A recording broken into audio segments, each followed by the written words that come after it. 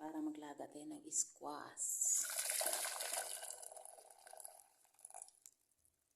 Kumulo na ang tubig. Ilagay natin ang squash. Ayan.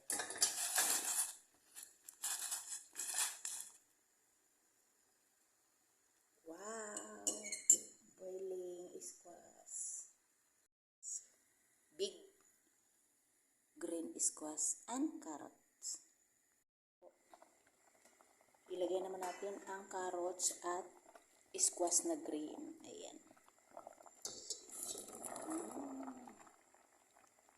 Healthy vegetable food. Ayan. Ayan lang natin maluto. Ayan, green at saka yellow, orange.